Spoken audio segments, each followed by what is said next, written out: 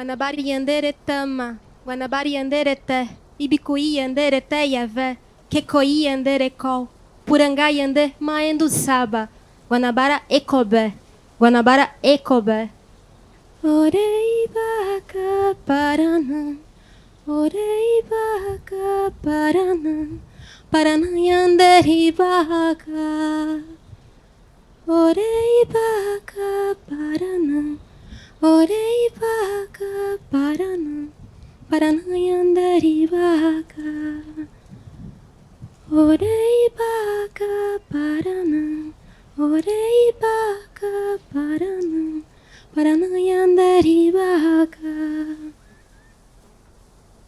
Com essa sensibilidade musical que nos embalou agora, nós vamos chamar o Carlos Papá.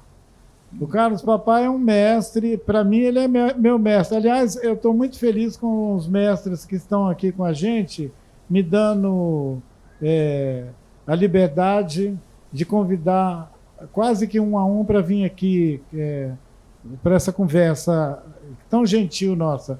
O Papá, ele é uma presença muito importante desde que a gente começou a fazer nossos encontros. Eu acho que todo mundo conhece o Papá. Carlos Papá, bem-vindo.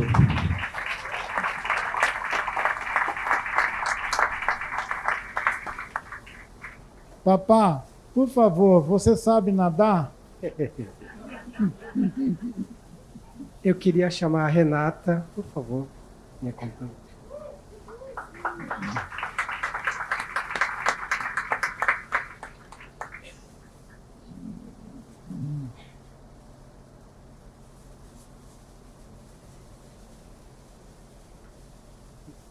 Ai, que tanta emoção.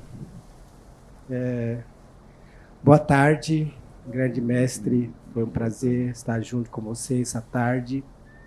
E também, grande irmã, Renata Tupinambá. Um grande prazer estar contigo.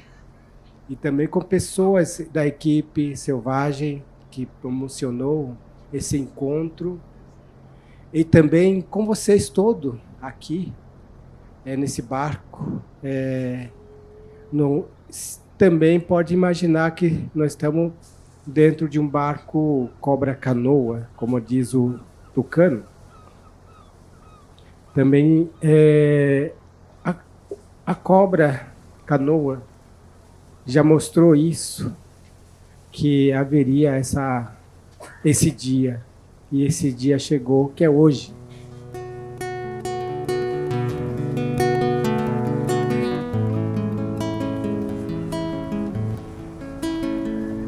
Meu nome é Carlos Papá, sou do povo Guaranimbá, sou do litoral norte de São Paulo e estou aqui na Baía de Guanabara, que foi traduzido também como bacia, é um lugar, água em volta,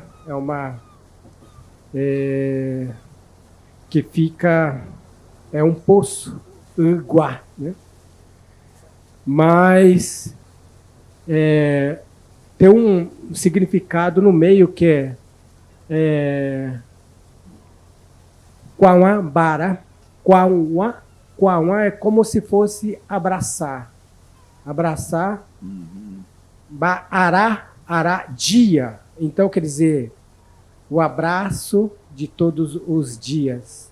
Então, nós estamos num lugar onde somos abraçados por esse ser montanha e é trazida dentro da água. Nós estamos abraçados dessa forma.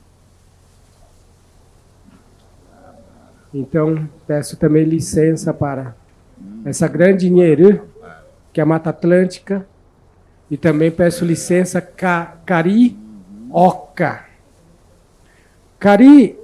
Caraí seria o ser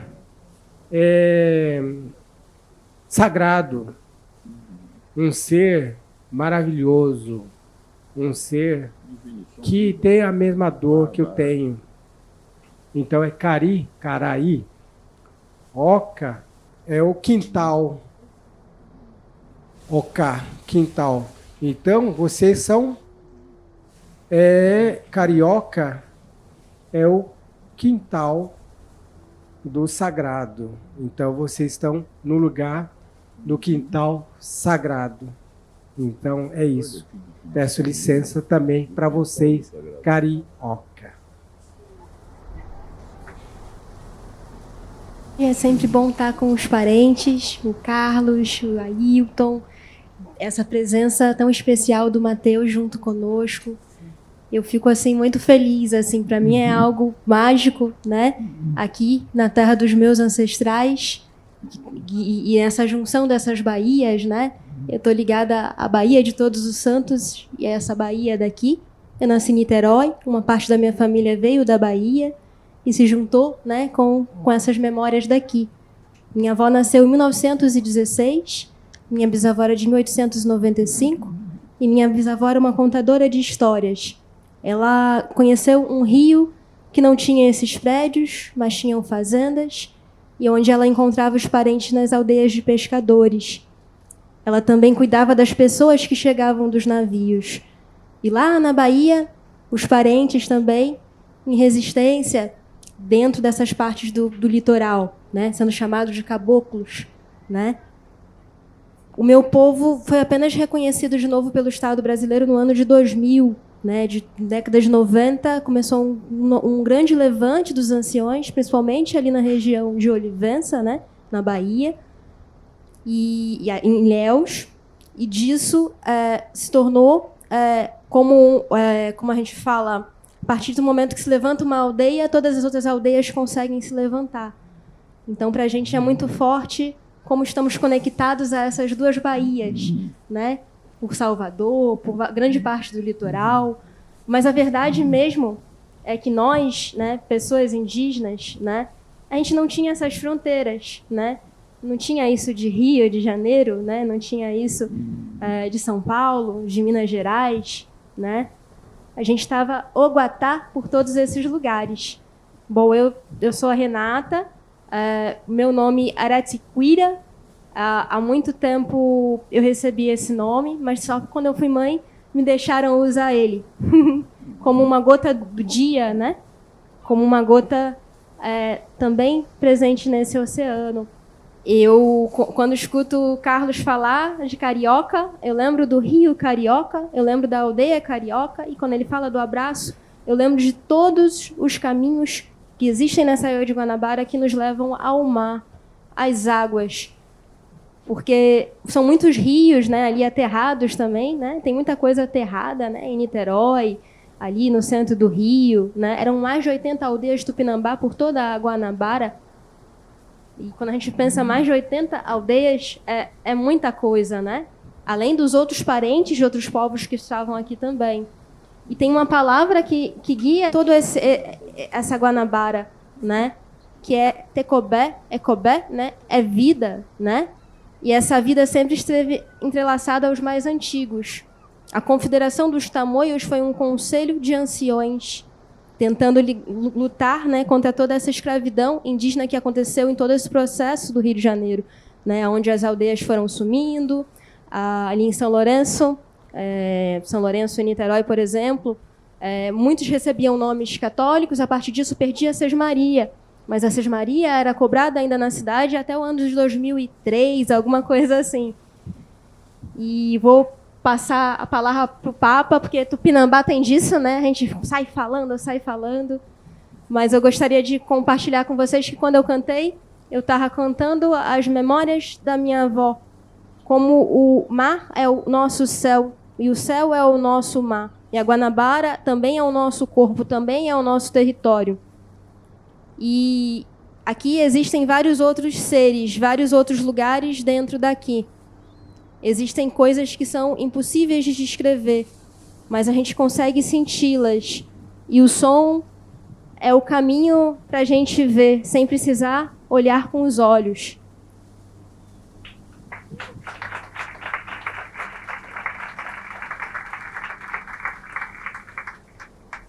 Muito bem.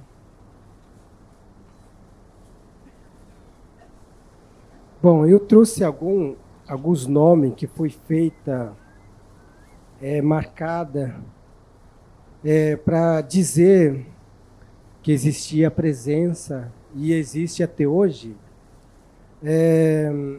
Quando se fala alguns nomes que a gente falamos,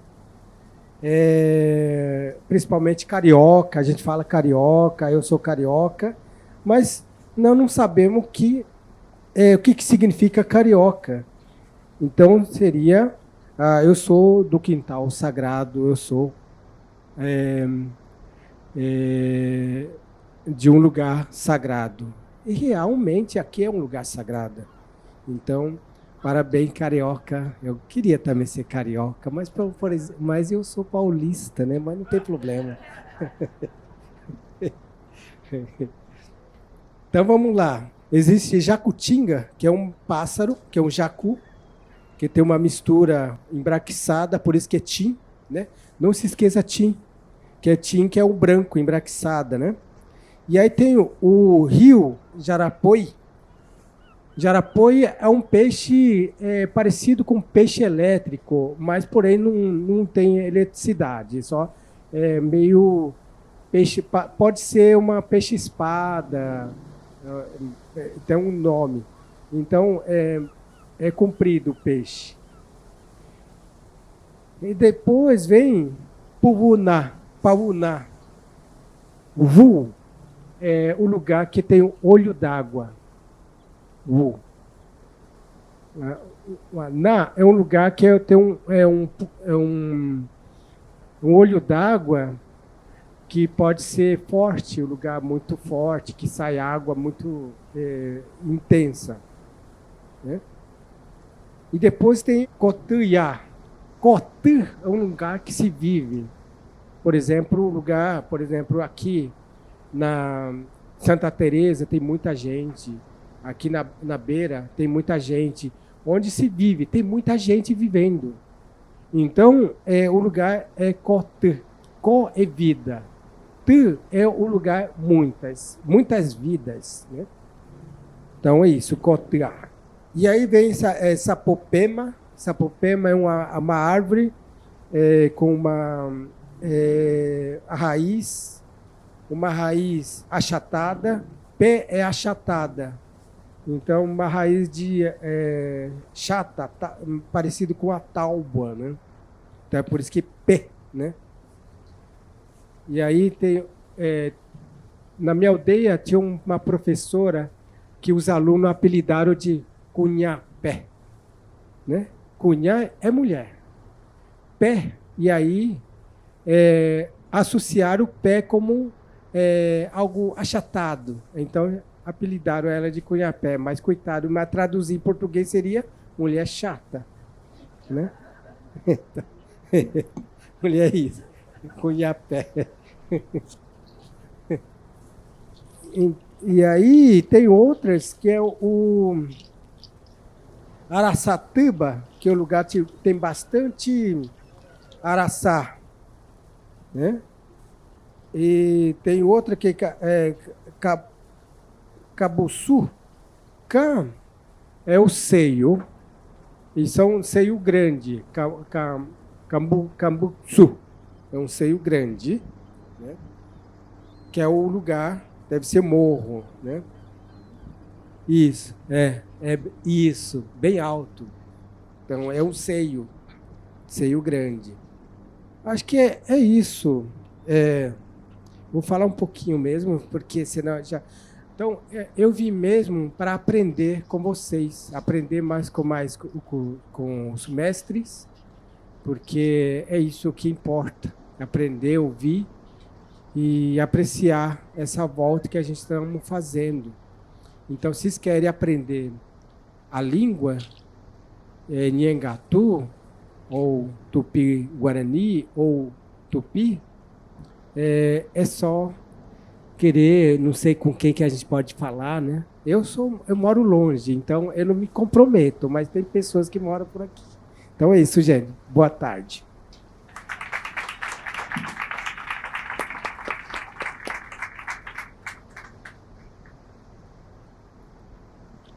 Che. É sempre muito bom escutar o Carlos, a Cris também, porque eles trazem esse tempo, né? Esse tempo em que as falas a gente escuta, mas elas ecoam. Elas ecoam e elas ficam, elas permanecem. E isso é uma semente que se planta dentro de nós. Quando ele fala Carioca, havia uma aldeia chamada Carioca e o Rio Carioca, e essa aldeia recebia muitas pessoas que chegavam aqui nessa Guanabara. E esse cari, alguns falavam que era também por causa dos ancestrais carijóis, né? Alguns comentavam sobre isso, né?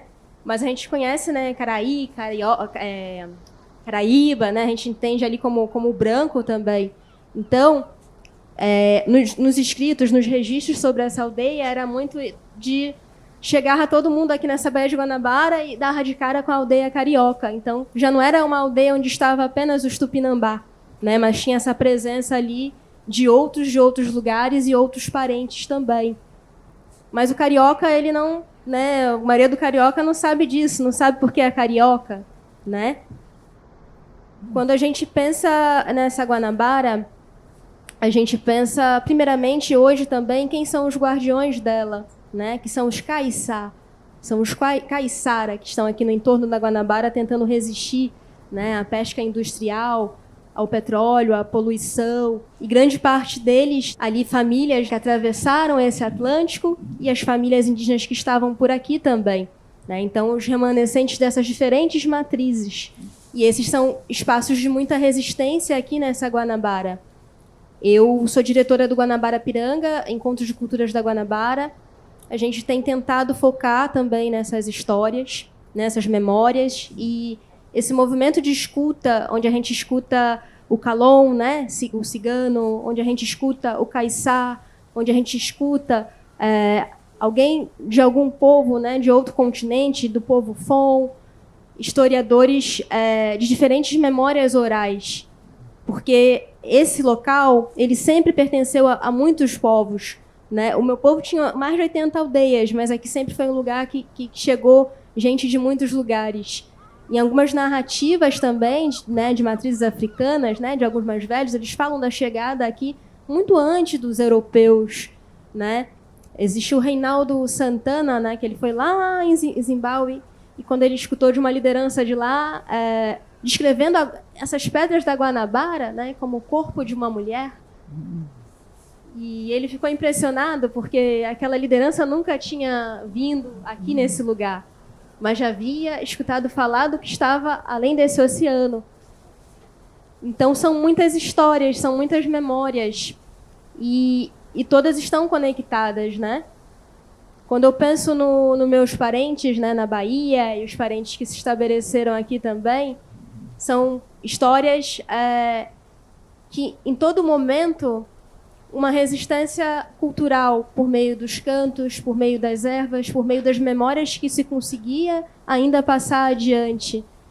Mas o que mais era forte nisso era esse mar, né?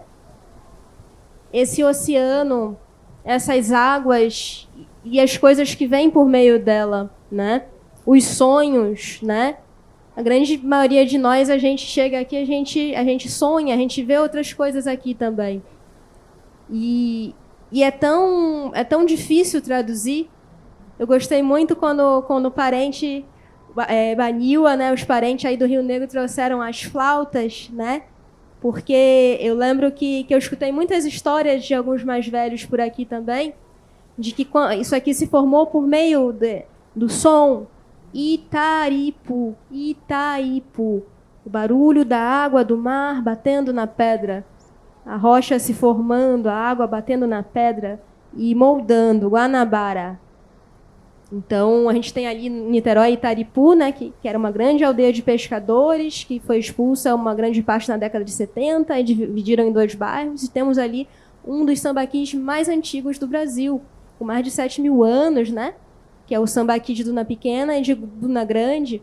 Conviveu com alguns dos ancestrais ali, também Tupinambá, né? Meu povo era antropofágico e tinha ali uma questão com os sambaquis também.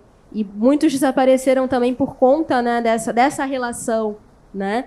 Mas esses cemitérios estão espalhados por várias partes do Rio, e são cemitérios ancestrais, são sítios arqueológicos mais antigos, né, que Jesus, né?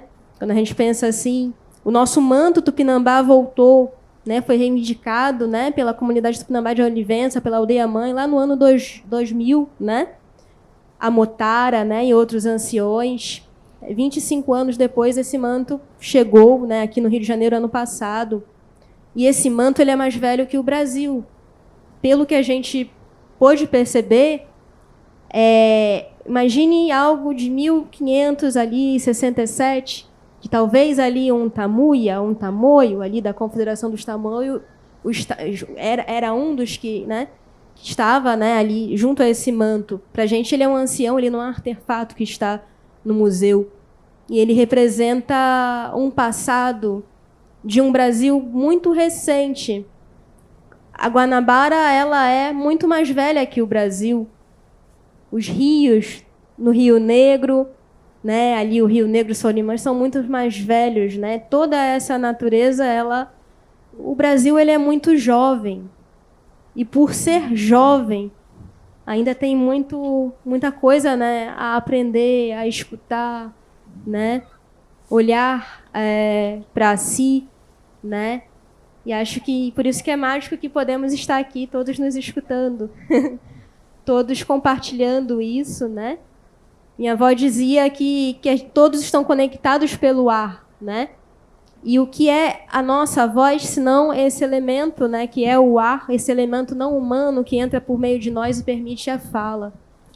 Então, meus parentes sempre falavam, né, que a gente não é só humano, né? E quando a gente esqueceu que não é só humano, tem outros elementos aqui, né, que vem instrumento junto ao nosso corpo, porque nosso corpo é como um instrumento também, equilibrando esses elementos.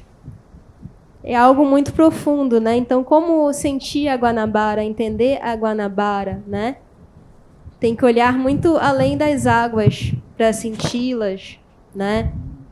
E isso é muito, muito forte, porque ela está realmente sofrendo muitas ameaças, né? E quando a gente ressuscita essas memórias e essas histórias, a gente entende que continua sendo um local sagrado. Minha avó sempre falava que as águas iam voltar para os locais de aterramento, seja no Aterro do Flamengo, Niterói ou outros lugares. Um dia elas vão voltar da onde elas estavam, né?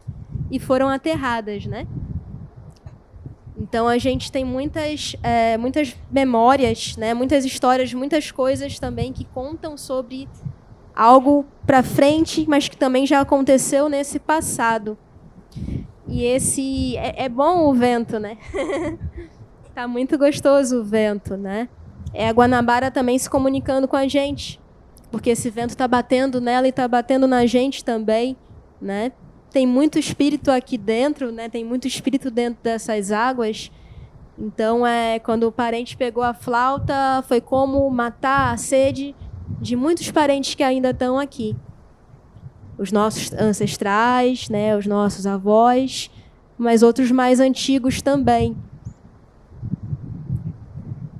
E esses seres também muito diferentes, que é muito difícil descrever, né? Aqui no Rio de Janeiro acontece algo muito bonito, né? Que é quando essas matrizes africanas encontram as matrizes indígenas, seja nos terreiros ou em outros espaços.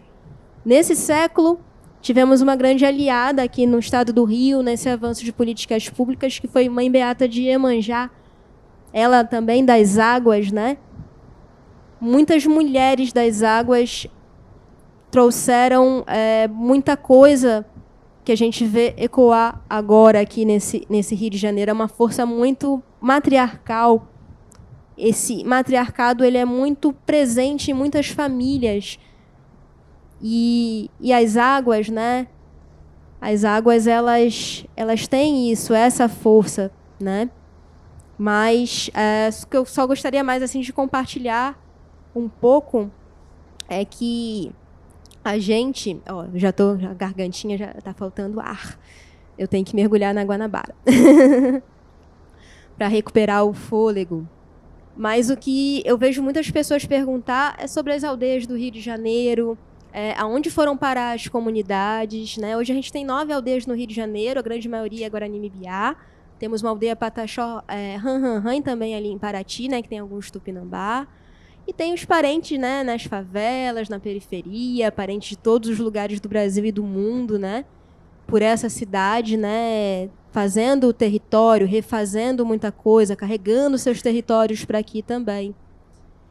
Mas eu acho que o que mais me incomoda em relação a essa Baía de Guanabara é como o canto que vem de dentro dela, às vezes é muito, como a gente pode falar, é como se tivesse um feitiço ainda da colônia, um feitiço que ecoa no que as pessoas olham quando olham ali o Pão de Açúcar, ou olham ali esses prédios que foram construídos. E eu sempre pergunto o que as impede de olhar as comunidades que aqui ainda resistem, né? Principalmente essas que vivem aqui do mar, né? E vêm do mar, né?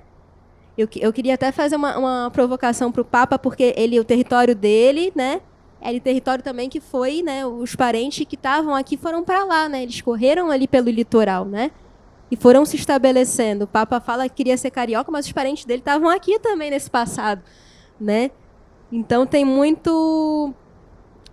conexão, né?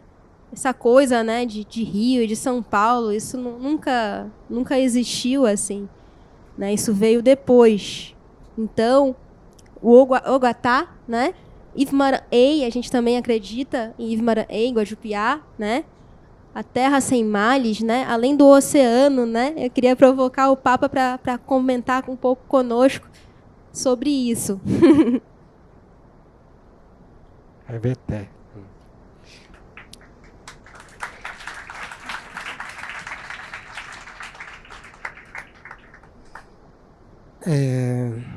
Tem várias coisas que é interessante falar, né? Que entre nós não tem, digamos, o lugar que você vive. Para nós não tem estrangeiro, né? Nunca temos essa ideia de que os humanos são algum estrangeiro, tal lugar, né? Interessante, os indígenas têm essa forma de pensar, que o Urupá significa a terra e a esfera é de todos nós. Então, não existe nacionalidade, não existe um país, né? Existe, a terra é de todo mundo. Então, não tem como se pensar que a terra é de todo mundo e me sentir ser dono. E aí, me sentindo ser dono, e aí vou começar a colocar arame, parpado, e aí vou fazer parte, não, essa é minha terra, é meu, né? E aí eu acho isso um pouco, para mim, na minha concepção, é vergonhoso, porque eu não sou dono de nada, né? Então é para todo mundo se viver, todo mundo se usufruir, a mesma coisa que eu tenho direito, todos eles, todos em volta, ao meu redor, têm um direito, inclusive os animais. Eu tenho que viver junto com os animais, respeitar os animais. Então essa forma de viver no mundo é esse, né? Eu sou de São Paulo, sim. Temos litoral de São Paulo, que chamamos de Nheru, toda essa costa do mar chamamos de Nheru, e o mar chamamos de Pará, né? E às vezes é chamado também de Ué, né? E eu achei interessante que o mestre começou a cantar sobre Iemanjá, que o som bem parecido, que já para nós é espírito ou até mesmo é dono, né, de um mar, né? Dono ou um espírito do mar. Então, para nós é mar também, porque a água é salgada, tem gosto. Então, Iemanjá também dono da água salgada. Então, parece que bateu essa conexão quando se fala Iemanjá, que parece que Iemanjá para nós é um espírito do mar. Então, Re é mar, Já é dono ou espírito, ou que toma conta do mar. Então, Iemanjá também para nós é muito tá presente também. Oh, hero, hero, baio no sou. Alauero, aindeiro, sou.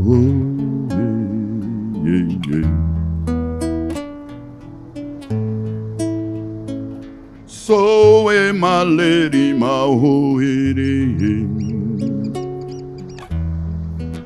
Odoia, odoia, odoia, odoia, odoia Iemanjá. Ode, Oxós, Ogum, Azum, Iemanjá, Eru.